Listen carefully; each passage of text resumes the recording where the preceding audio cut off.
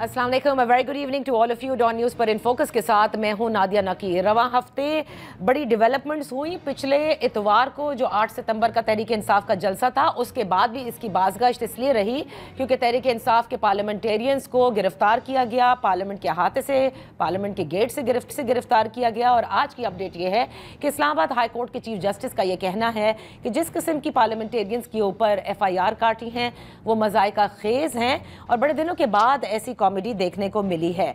आज क्योंकि उनकी जिस्मानी रिमांड की इस्तदा की गई थी, उसको कलअदम करार दिया गया और उनको जुडिशल कर दिया गया, जिसके बाद पार्लियामेंट लॉजेस को ही सब जेल करार दे दिया गया है। कल कौमी असम्बली का इजलास तलब किया गया है दोपहर 3 बजे और अब तक की इतलात के मुताबिक आज़म नज़ीर तारड़ साहब तो ये कहते हैं कि किसी किस्म की कोई आईनी तरमीम नहीं आ रही, जबकि ख्वाजा आसिफ की जानिब से एक सहाफ़ी ने जब सवाल किया था पार्लियामेंट की राहदारी में तो उनका यह कहना था कि हुकूमत के पास नंबर पूरे हैं और कल आईनी तरमीम पेश की जाएगी। आज इसी हवाले से और जो पार्लियामेंट की जो सारे मसाइल इस वक्त है, जिसके ऊपर एक स्पेशल कमेटी भी स्पीकर ने तश्कील दी, जिसमें से ख्वाजा आसिफ साहब ने अपने आप को अलग कर लिया है। वो कहते हैं कि किसी भी जमात का जो बयानिया है ये उसको लेकर आगे नहीं चलेंगे और फिर उन्होंने माजी में अपने साथ और अपनी पार्टी के रहनुमाओं के साथ होने वाली ज्यादती को भी गिनवा दिया है।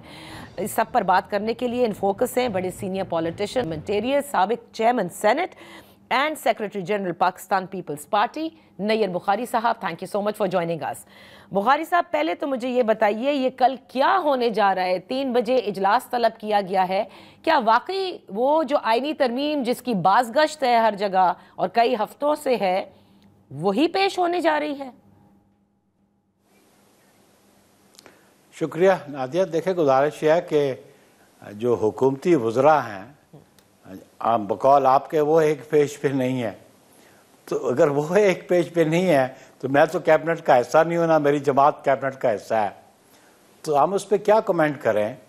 क्योंकि अभी अगर उन्होंने कोई रजिस्ट्रेशन करनी भी है तो वो फिर अपने सीने के साथ लगाई हुई है, या फिर वो शेयर करें मेरी क़यादत के साथ। एंड ऑब्वियसली जब मेरी क़यादत के साथ शेयर करेंगे तो मेरी क़यादत अपने पार्लियामेंट्री पार्टी में डिस्कस करेंगी उसको। लेकिन एक बुनियादी बात यह है कि इस पर बहुत ज़्यादा क्या सराहियाँ करने की ज़रूरत नहीं है। देखिए, ये डोमेन तो पार्लियामेंट की है कि वो कानून साजी करे और ये इख्तियार भी उन्हीं का है, और मैं समझता हूँ कि बाकी इदारों का कोई इख्तियार नहीं कि वो लेजिस्लेशन करें या कॉन्स्टिट्यूशन में कोई अमेंडमेंट करें या कोई इंसर्शन करें या कोई डिलीशन करें। तो मैं तो as a former parliamentarian, as a democrat ये समझता हूँ कि टोटल डोमेन पार्लियामेंट की है।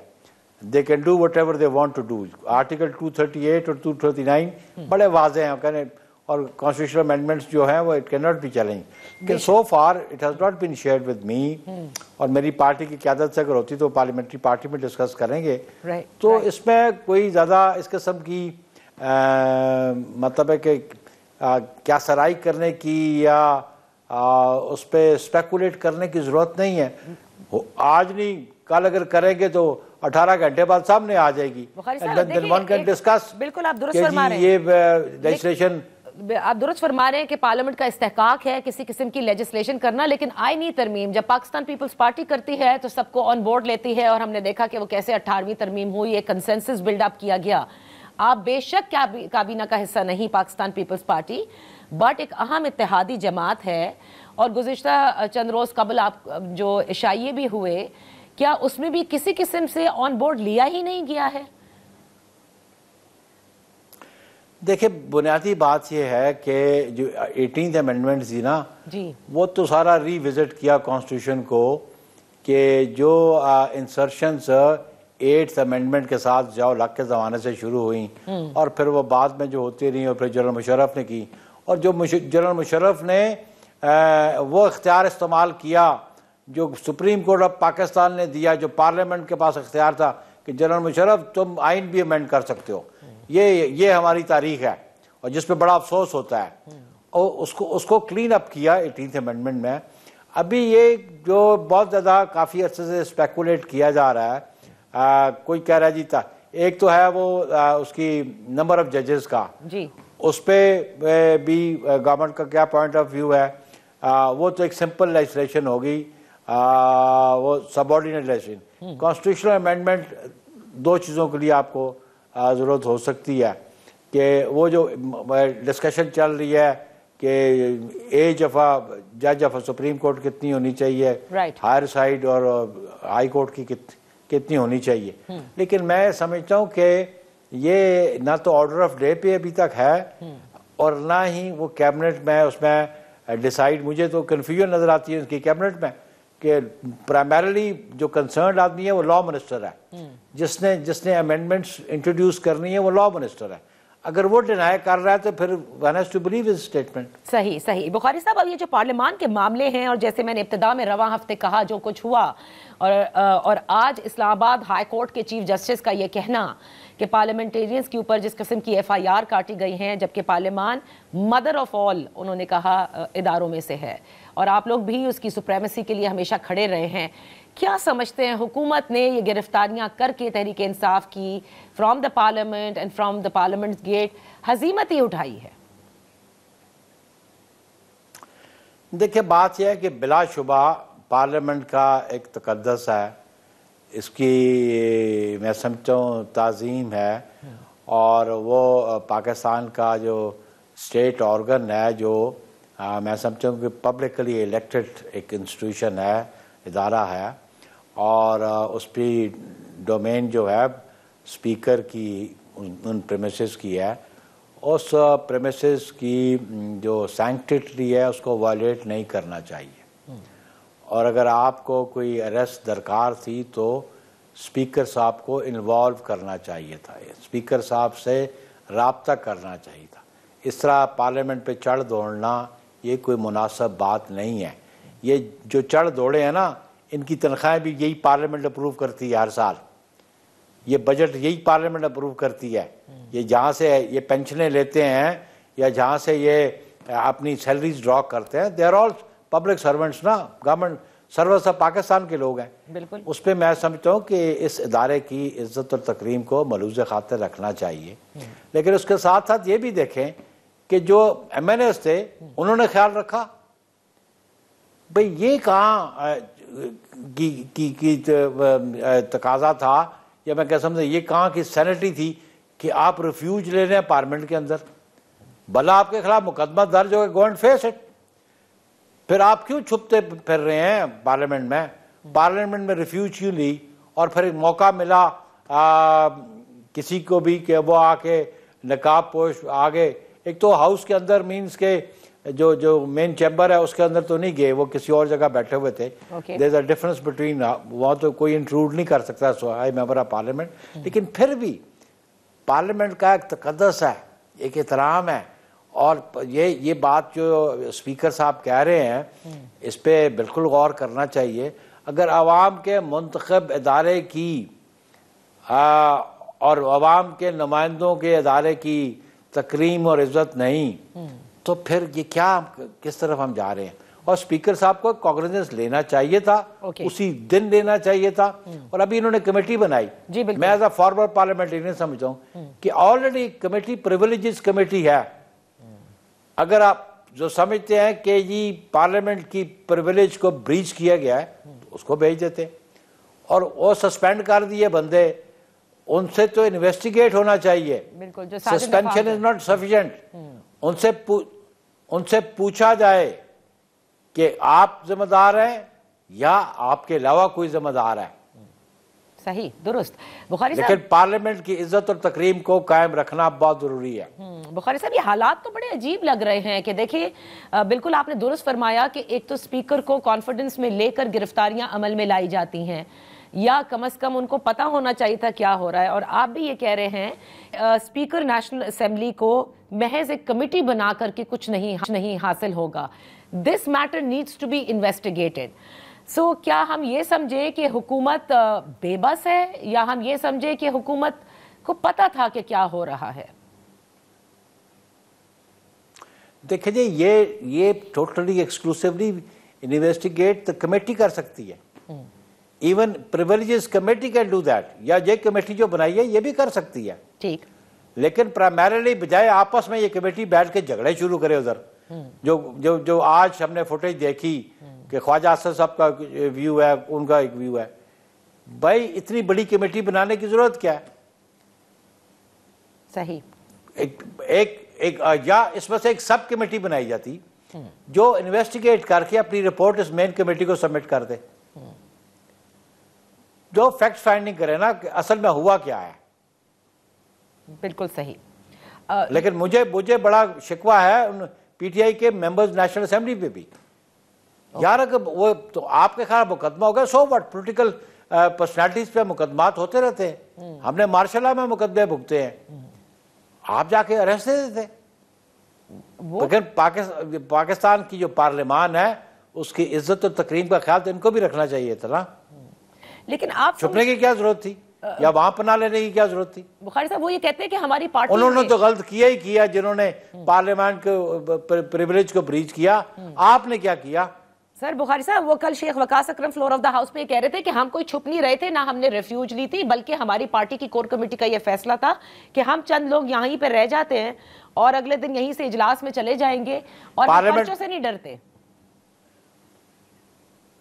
देखे ये देखे, इनके कुछ लोगों ने कहा, इनकी कमेटी ने कहा ये पार्लियामेंट बिल्डिंग किसी के रहने की जगह है? Is that a residence? वहां पे कोई बेडरूम्स है?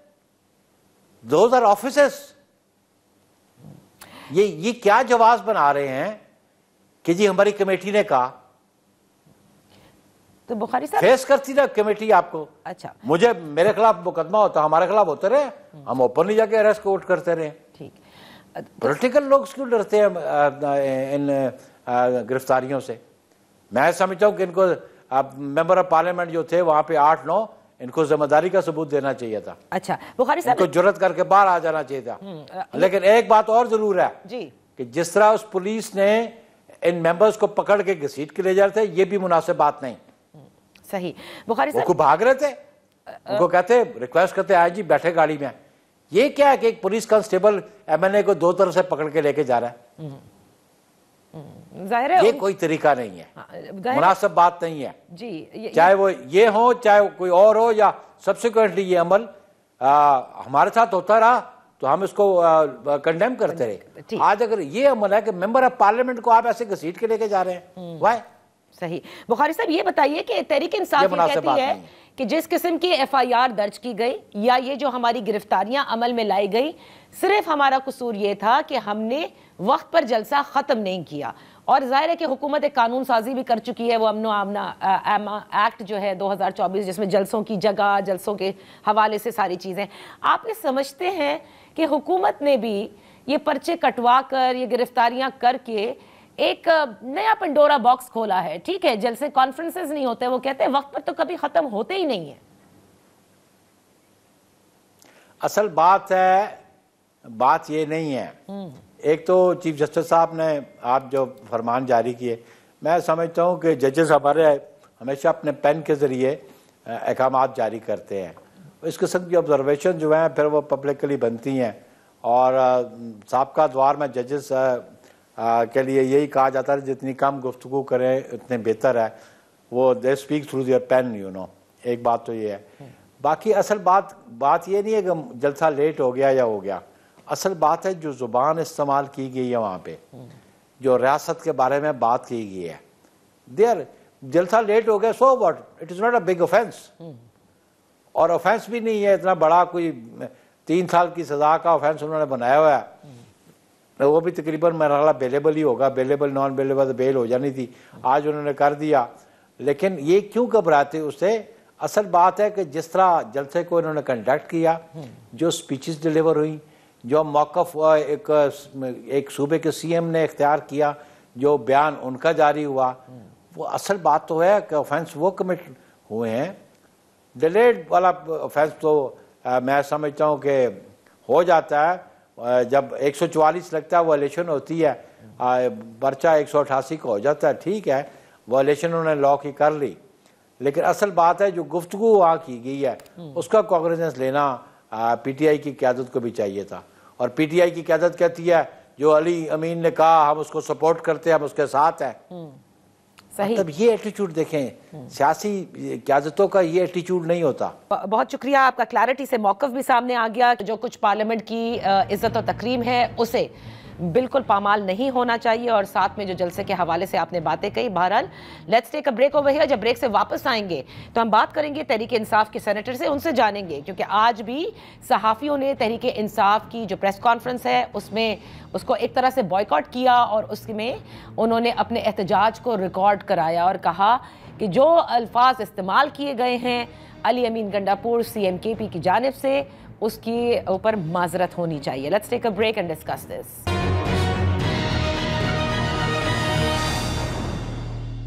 Welcome back. इन फोकस हैं सेनेटर ओन अब्बास तहरीक इंसाफ से। Thank you so much for joining us senator साहब। मामलात इस वक्त जाहिर है कि पार्लियामेंटेरियंस के हवाले से एक कमेटी तो तश्कील दे दी गई है अयाज सादिक साहब की जानिब से, और आज जो है वो सब जेल भी करार दे दिया गया है। वो जो 8 रोज़ा जिस्मानी रिमांड था उसे कलादम भी करार दे दिया है। Chief justice Islamabad high court के रिमार्क्स भी आपके सामने हैं। आप समझते हैं ये जो कमेटी तश्कील दी गई है स्पीकर साहब की जानिब से, ये एक्चुअली एक ओपनिंग भी हो सकती है for a kind of a dialogue and a charter, जिसकी अशद ज़रूरत है इस वक्त? देखिए बेबी, जो इसानिया हुसैन हुआ है, जो पार्लियामेंट में हुआ, it's irreparable loss. There is nothing that can undo it. वो इतना कुछ बुरा हो चुका है जो अब आने वाले कई सालों के लिए पार्लियामेंट के लिए एक ना डरावने ख्वाब के तौर पे रहेगा। और कोई भी, हम गवर्नमेंट में हो, कोई गवर्नमेंट में हो, ये एक वो एक्सरसाइज हो चुकी है जब कोई ऑपोजिशन में बैठा होगा उसको जिस वक्त भी उस पर FIR दे, पाकिस्तान के किसी कोने में भी होती है, चाहे वो जितनी भी झूठी किस्म की FIR हो, वो इस खौफ में होगा यार पुलिस वाले रात को आके या दिन के दिहाड़े में आके यहाँ पे उनको अरेस्ट कर सकते हैं। सो वो तो अनडू नहीं हो सकता। अब जहां तक कमेटी का इशू है, अगर गवर्नमेंट फेस सेविंग करना चाह रही है तो that's entirely up to them. मैं इतना ज्यादा ऑप्टिमिस्टिक नहीं हूं इस कमेटी के हवाले से, वीज़ा-वी जो आपने सवाल पूछा कि गवर्नमेंट और ऑपोजिशन के दरमियान जो एक ब्रिज है उसका गैप पूरा कर सके। द रीजन बिहाइंड कि जो कॉन्फिडेंस बिल्डिंग मेजर्स गवर्नमेंट को करने थे, they are not doing it. जलसे के हवाले से जो कुछ हमारे साथ किया गया, और फिर जलसे के बाद जिस तरीके से FIRs हुई, जिस तरीके से गिरफ्तारी हुई, एक कमेटी से या उस चीज को अनडू करने के लिए, बिकॉज उनको पब्लिक के लिए अपना एक इमेज चाहिए कि यार बड़ा खतरनाक हो गया, ये क्या कर दिया है जनाब गवर्नमेंट ने, उस पब्लिक इमेज को सेव करने की सारी ट्राई हो रही है। अब इसको उससे जोड़ना कि क्या हमारे साथ किसी वक्त बार्गेनिंग या निगोशिएशन हो सके, I am not very hopeful about it. हमारे दरमियान इतनी दूरियां आ चुकी हैं इस वक्त सेटिंग गवर्नमेंट में और हमारे दरमियान, आई डोंट थिंक सो कि सच measures will really undo those things. Senator साहब, अनडू यकीनन नहीं हो सकता जो कुछ हुआ और आपने फरमाया, लेकिन कहीं से तो ब्रिज द गैप का आगाज होना चाहिए, आप नहीं समझते? बिकॉज आपकी जमात बार बार ये बात भी करती है कि पॉलिटिकल स्टेबिलिटी आनी चाहिए, तभी आप इकोनॉमिक स्टेबिलिटी हासिल कर सकते हैं। I do understand, और यकीन जानिए इसमें कोई दूसरी राय नहीं है कि ये होना चाहिए और बिल्कुल होना चाहिए। बट आपने पूछा क्या इसकी वजह से होगा, मैंने कहा इससे रिलेट नहीं हो सकता। नहीं हो सकता। आप ये देखिए पिछले 1-1.5 साल में जो कुछ हमारे साथ हुआ है उसमें कभी आपको गवर्नमेंट एक कदम आगे बढ़ाते नजर आई? एक कदम। कोई आप ऐसा इवेंट बता दीजिए, आप कोई ऐसा एनेक्डोट बता दें कि गवर्नमेंट की तरफ से वो फलानी जो ऑफर थी ना वो आपने मिस करके बड़ी गलती की है, या हमारे पास कोई चल के और हमने से हम बात नहीं करते। ठीक, हम ये जरूर कहते रहेंगे कि हमने नेगोशिएशन उनसे करनी है जो मैटर करते हैं, हमने उनसे करनी है जो फैसला साज है, हमने उनसे बात करनी जो पाकिस्तान को चला रहे हैं, जो समझते हैं कि पाकिस्तान उनका है। इनसे बात नहीं करनी जो कि डमीज हैं पड़े या पॉन्स हैं पड़े। We are not gonna work with them. But ये इसका ये मतलब नहीं कि गवर्नमेंट ने कोई बड़ी सॉलिड ऑफर कर दी हो। टॉक शोज पे बैठ के रात को रोजाना बात करते हैं, ये जो पॉलिटिकल लोगों से बात करना पसंद नहीं करते, ये देखें ये जी ये बड़े गैर सियासी। तो अगर वो वाकई कोई सीरियस स्टेप ले तो क्या तहरीक इंसाफ पर ये सोचने पर मजबूर होगी, या उस वक्त भी आप यही कहेंगे कि हमें इनसे बात ही नहीं करनी?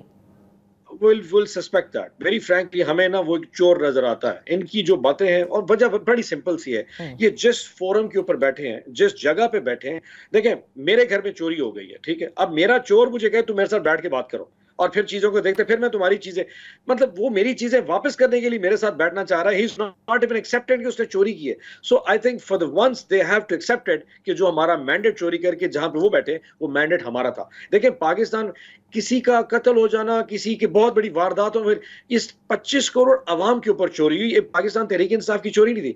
दे voted for something, they said कि ये हमारी एक चीज है। उन्होंने पाकिस्तान की अवाम ने इमरान खान साहब के हवाले कर दी, वो हमसे खींच के ये लोग उठा के लेके वहां जाके इस वक्त हुकूमत के फोरम बैठ गए। They will not will let it go. I ask you question, they are the beneficiary of this whole flawed process।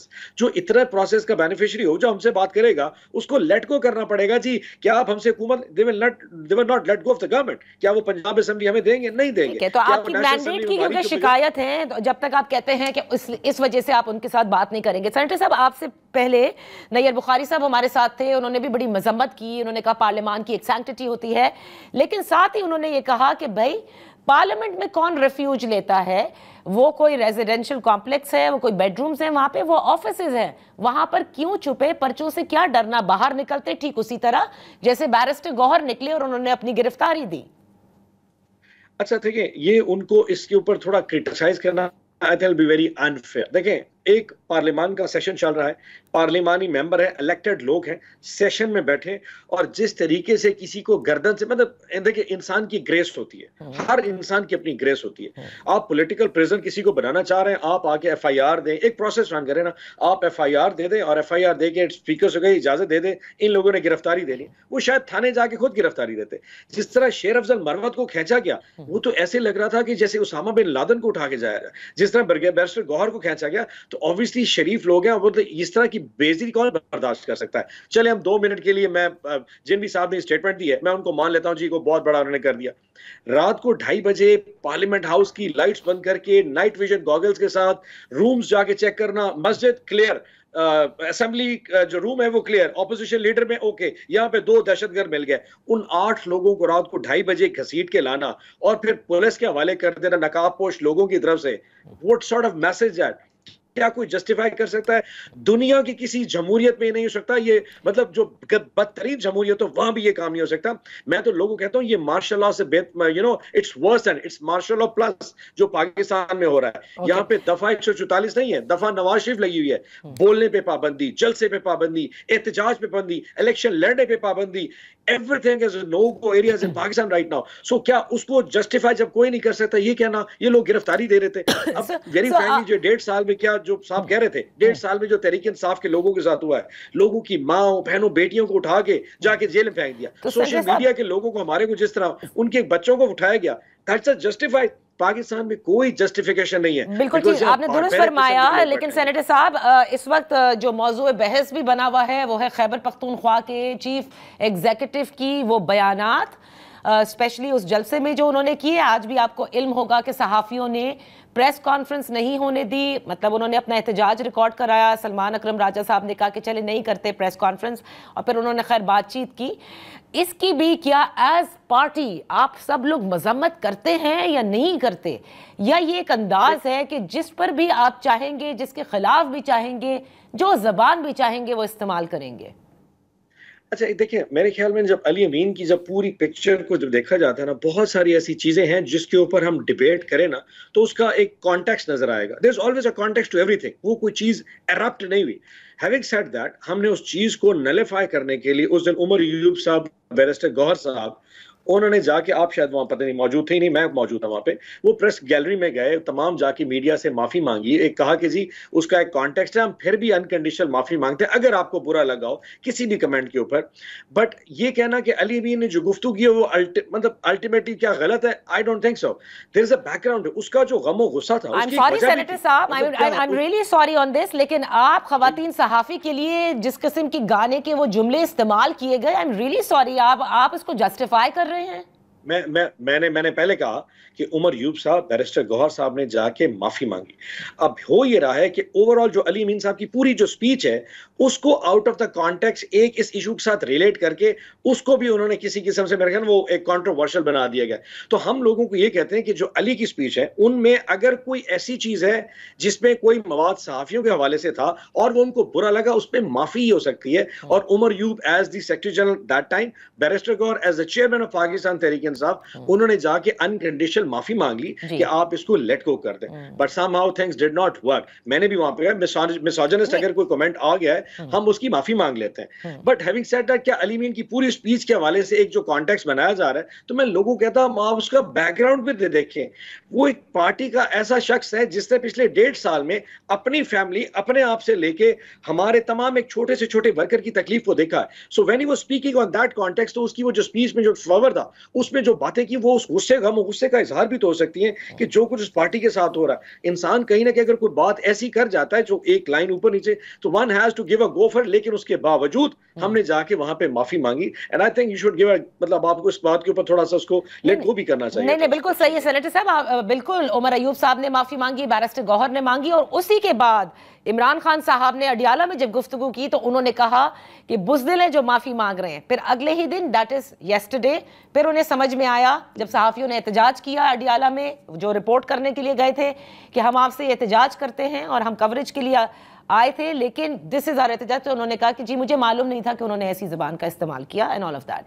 बहरहाल अली अमीन गंडापुर ना सिर्फ यहाँ रुके हैं, बल्कि फिर वो अफगानिस्तान रिलेटेड मैटर्स के अंदर भी दूसरे दिन उन्होंने सामने जो बातें कही, वो भी कि एक सूबे का अफगानिस्तान से बात करना, वजारत खारजा भी कोई चीज़ नहीं है, एक मुल्क की एक फॉरेन पॉलिसी होती है।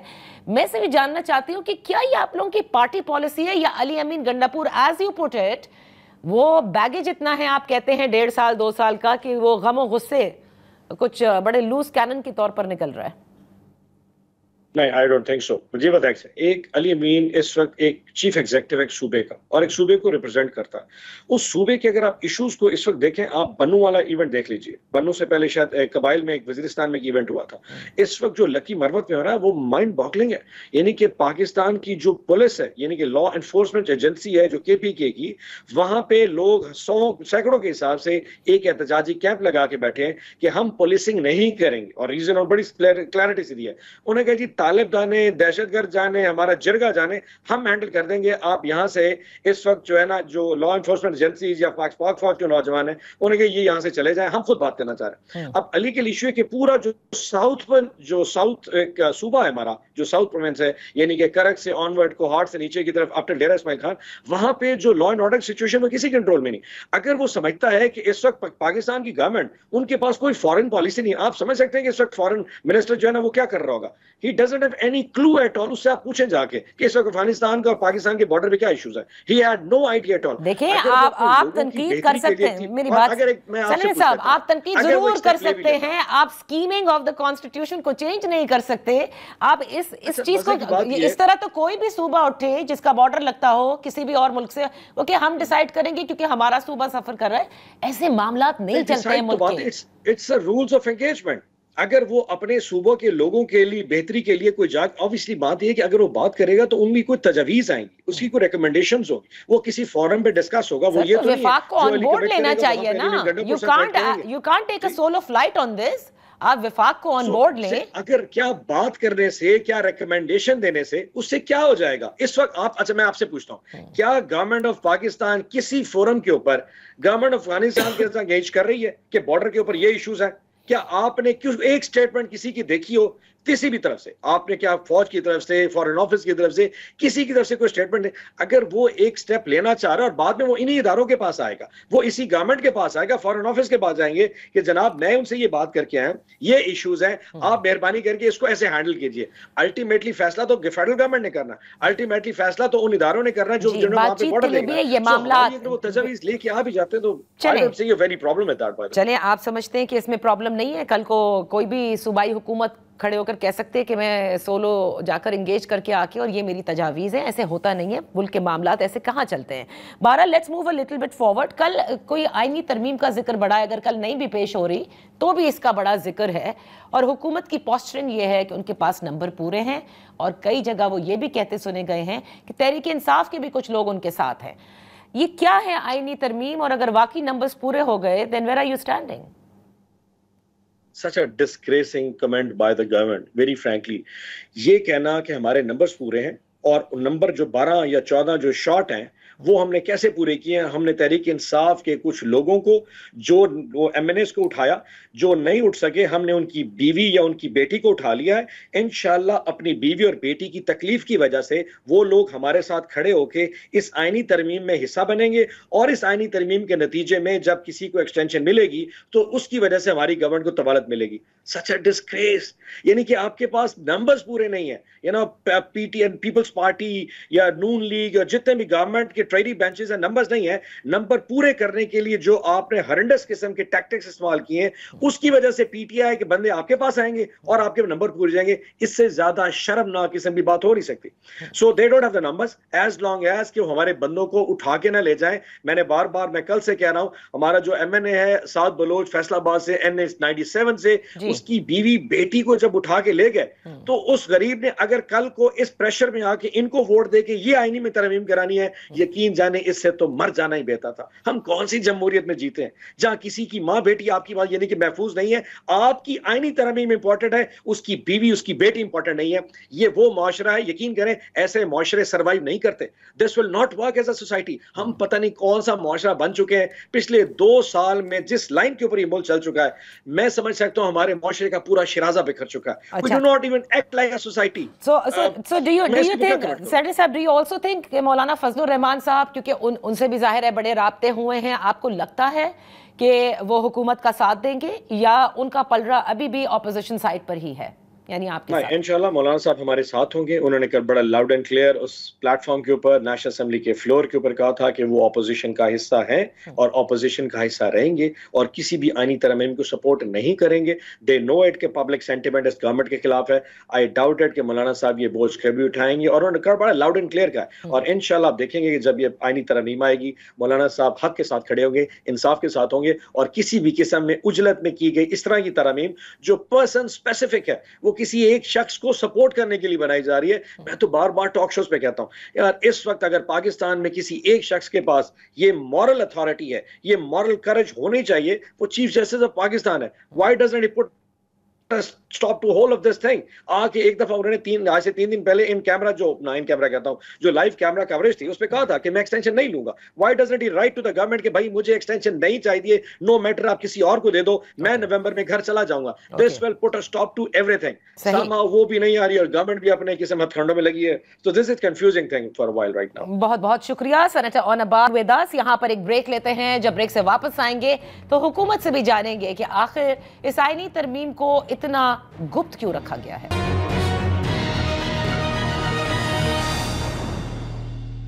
Welcome back. इस वक्त सबसे ज्यादा जो है वो मौजूदा हुकूमत पर है, चाहे वो पार्लियामान से गिरफ्तारियों के हवाले से हो या फिर जिस किस्म की आईनी तरमीम लाई जा रही है जिसमें उनके अपने इत्तेहादी पाकिस्तान पीपल्स पार्टी ये कहती है कि हमें ऑन बोर्ड नहीं लिया गया है। सेनेटर नासिर महमूद भट्ट साहब पाकिस्तान मुस्लिम लीग नून से हमारे साथ इस वक्त मौजूद हैं। Thank you so much for joining us. Senator साहब, पहले तो ये बताइए कि पार्लियामेंट के अंदर जो कुछ हुआ, क्या आपको नहीं लगता कि हुकूमत ने जिस किस्म का ये एक्शन लिया कि उन्हें पार्लियामेंटेरियंस को गिरफ्तार करना था उस जलसे में, चाहे वो उस बयान की वजह से जो रियासत मुखालिफ जैसे कि वजीर आजम ने कहा, या फिर टाइमिंग ना फॉलो करने की वजह से, ये ज़रा हाई हैंडेडनेस थी गवर्नमेंट की, क्योंकि इससे पार्लियामेंट की बेतौकीरी हुई है? देखिए, बात अगर आप कहेंगे 8 सितंबर के जलसे भी, उसकी टाइमिंग पे पाबंदी ना करना, और फिर SSP है इस्लामाबाद पुलिस के, उनको पत्थर मारने, उनको जख्मी करना और पुलिस वालों को जख्मी करना, ये एक PTI का मामूली, ये उनका रोज काम ही ऐसा है। वो आप जब भी उनका देखें, 9 मई देखें, इससे पहले देखें, इमरान खान था, यही एक वतीरा है कि उसने कभी मुल्क अमन नहीं आने देना। बाकी जो पार्लियामेंट में गिरफ्तारी हुई है उस पे बिल्कुल स्पीकर साहब ने एक्शन लिया है, और बड़ा सख्त एक्शन लिया है कि कोई भी पार्लियामेंटेरियन जब वो अंदर होता है उसके अंदर पुलिस का कोई इजाजत नहीं को आकर उनको गिरफ्तार करे। जिन्होंने गिरफ्तार किया उन पुलिस वालों के खिलाफ भी वो उन्होंने कहा मैं एक्शन ले रहा हूँ, लिए है, और एक कमेटी भी बन गई है जिसमें अपोजिशन और हुकूमत के दोनों जो मुअज़्ज़ज़ अरकान मैंने है वो शामिल है। और देखें, आप थोड़ी सी ये भी चीज देखें कि ये चीजें खराबी कब शुरू हुई। 2018 में जब इमरान खान मुसल्लत हुआ तो उसके बाद आपने देखा कि JUI के साथ उनके मुअज़्ज़ज़ जो अरकान थे MNA, उनके साथ क्या हुआ। उनको रात को 3 बजे पुलिस वाले उठा के ले जा रहे हैं, उनकी पगड़ियां नीचे गिर रही हैं, तो उस वक्त भी स्पीकर ने कभी कंडेम भी नहीं किया कि ये क्या किया, कोई बोला भी नहीं। आज तो इस चीज को ठीक करने में टाइम लगता है। पहले एक आदमी बैठता था और वो पूरी पार्लियामेंट को चलाता था, आपको पता था वो क्या हालात थे। उन चीजों को ठीक करने में टाइम लगता है। ये जो एक्शन लिया है आप देखेंगे कि हम खुद पार्लियामेंट है, MNA है चाहे सेनेटर है, अगर हम अपने पार्लियामेंट की खुद इज्जत नहीं करेंगे तो और कोई नहीं करेगा। तो इस पे एक्शन हुआ है, आप देखेंगे कि आइंदा इस तरह का वाकया इंशाल्लाह नहीं होगा। लेकिन सेनेटर साहब वो ठीक है, एक्शन हुआ है, कमेटी तश्कील हुई है, लेकिन अगर आप सिटिंग गवर्नमेंट है पाकिस्तान मुस्लिम लीग नून, पुलिस खुद से उठकर नहीं जाती इन गिरफ्तारियों के लिए, जाहिर है कहीं से ऑर्डर आते हैं। तो क्या हुकूमत चाहती थी कि इनको गिरफ्तार करना है, वजीर दाखिला चाहते थे कि इनको गिरफ्तारियां अमल में लेकर आनी है, कहीं हुकूमत में से ही कोई चाहता था, या ये सब आप लोगों को इल्म में ही नहीं था, हुकूमत के इल्म में ही नहीं था क्या हो रहा है? देखिए, कोई भी पुलिस है, कोई जब कोई गैर कानूनी काम करेगा तो फिर कानून अपना रास्ता बनाता है। कानून ने अपना रास्ता लिया है। जिन लोगों ने ये किया, ये बताएंगे किन लोगों के कहने पे पुलिस ने इतना सख्त एक्शन लिया कि वो पार्लियामेंट के अंदर चले गए और उन्होंने जो MNA है उनके साथ जिस तरह का रवैया अख्तियार किया, उस पर एक्शन हुआ है। ये देखिए कि ये जमहूरी हुकूमत में ऐसा होता है। इमरान खान की जो 3 साल कारकर्दगी है, जब वो मुसल्लत हुआ तो ये चीजें उनके लिए कोई मायने नहीं रखती थी। मैंने आपको मिसाल दी। तो अब इंशाल्लाह ये दोबारा इस तरह का वाकया नहीं होगा। जो एक्शन लिया स्पीकर साहब ने तो ये भी कहा था कि अगर आप लोग ये समझते हैं कि मैं इस पे पावरफुल नहीं हूँ, मैं एक्शन नहीं लूंगा, तो मैं इस्तीफा दे दूंगा।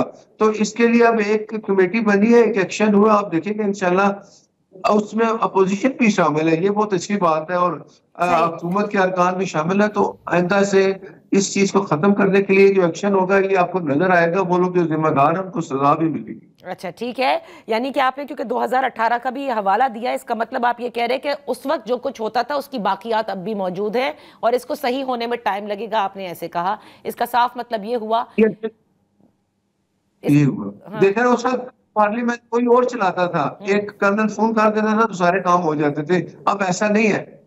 अच्छा ठीक है। वो लोग पकड़े भी गए हैं। फैज हमीद जैसी रजीम, उन लोगों ने वो इमरान और साथ इकट्ठे थे उसमें। साकब निसार एक चीफ जस्टिस था जो हर वो काम करता था जो आप देखें कि जिसके लिए उसने इमरान खान के लिए जब अब ऐसा नहीं है सेनेटर साहब, अब अगर ऐसा नहीं है, आपने कहा जैसे कि पहले हुआ करता था, तो इसका मतलब है कि ये तो दूध का दूध पानी का पानी हो ही जाएगा और बड़े आराम से पता चल जाएगा कि आखिर किसने किसको ऑर्डर दिए और क्यों पार्लियामेंटेरियंस को गिरफ्तारी इस तरह से किया गया। जी अच्छा, सामने ठीक है सेनेटर साहब, यहाँ पर एक ब्रेक ले लेते हैं, ब्रेक के बाद हम अपनी गुफ्तगू जारी रखेंगे।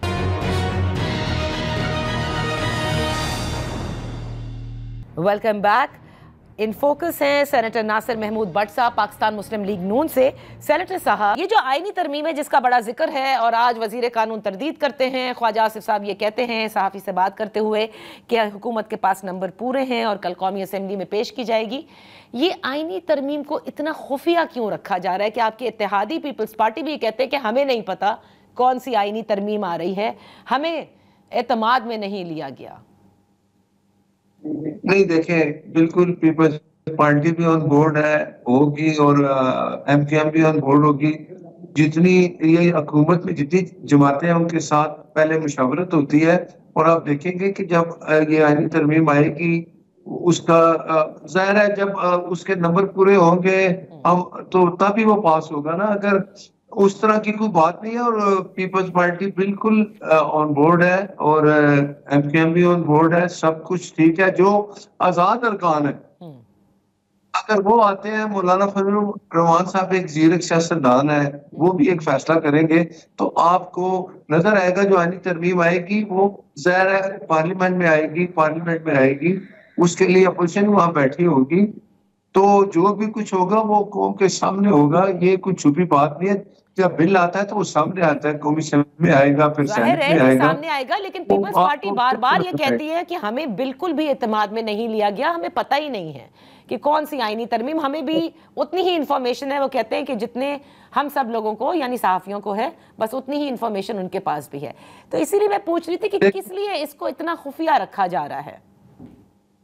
नहीं देखें, कोई ये बात नहीं, अगर कोई आईनी तरमीम होती है तो उसके लिए वो असेंबली में ही आती है, तो खुफिया कैसे आप देखेंगे पीपल्स पार्टी भी ऑन बोर्ड होगी, एमक्यूएम भी ऑन बोर्ड होगी, और जो मुझे तो यकीन है कि मौलाना साहब एक दीर्घ सियासतदान है, वो भी कोई अच्छा फैसला करेंगे। अच्छा, और इसमें आएगी, नंबर भी आपको पूरे नजर आएंगे, और जब आईनी तरमीम आएगी, मुझे आप बताएं कि एक मुद्दत मुलाजमत में तोसी करने में वो अगर जजेस के उनकी जो रिटायरमेंट में 3 साल का इजाफा होता है, तो ये सब के लिए, सब जजेस के लिए, सुप्रीम कोर्ट के आई सब जजेस के लिए, किसी एक के लिए नहीं हो रहा।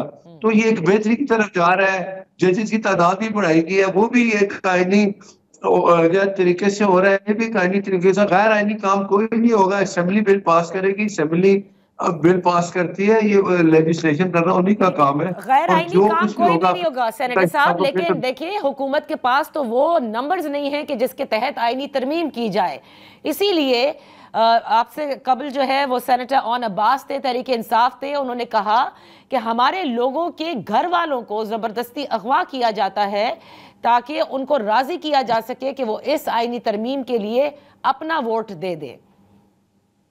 देखिए, मैं आपको फिर एक बात कहूंगा कि ये अपोजिशन जब वो एडॉक जजेस का था, तब ये मुझे छोड़ आ रही थी, हमारे लिए कर रहे हैं कि मखसूस नशिस्तों के लिए कर रहे हैं, वो भी सब एक अपोजिशन हमेशा। ये जो खासकर इमरान खान ने इसका काम ये किया है कि ये बिल्कुल मुल्क में अमन नहीं होने देगा, ये अफरा तफरी में खुश रहता है। इसका ये किसका, इसको जिन लोगों ने भेजा है ना बाहर से भी, उनका वो इसीलिए आया है कि ये पाकिस्तान को अमन में नहीं रहने देना, अवाम को हर वक्त तकलीफ दुख में रखना है।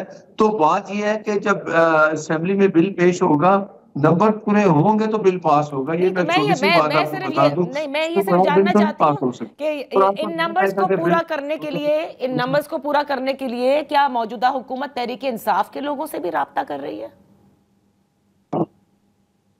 नहीं, देखिए, मैं फिर आपसे एक बात करता हूँ, हम वो नहीं करेंगे जो इमरान खान करता था कि सेनेट में जो चेयरमैन सेनेट बनने के लिए जो अपोजिशन थी उनके बंदे ज्यादा होते थे, वो हाथ ऊपर उठाते थे, जब अंदर जाते तो बंदे कम हो जाते थे। हमने वो नहीं करना, ये ओपन डिबेट है, सब कुछ है, नंबर पूरे होंगे तो बिल पास होगा। जब बिल पेश होगा तो ये बिल जो पेश होगा, इसमें नंबर जब पूरे होंगे तो अब पास भी हो जाएगा, और हुकूमत की कोशिश होगी कि सब पार्टियां जो अपनी इत्तेहादी है उन वो ऑन बोर्ड है, मैं आपको बता रहा हूँ, ठीक है, हर चीज में।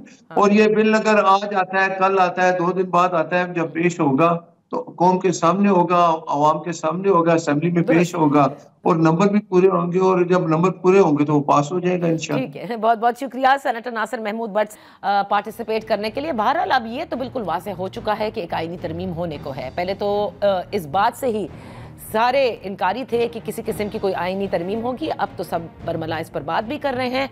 बस अब नंबर्स पूरा होने की देर है और फिर ये आईनी तरमीम सामने आ जाएगी और पेश कर दी जाएगी। That's all for today. कल तक के लिए इजाज़त दीजिए। अल्लाह हाफिज़।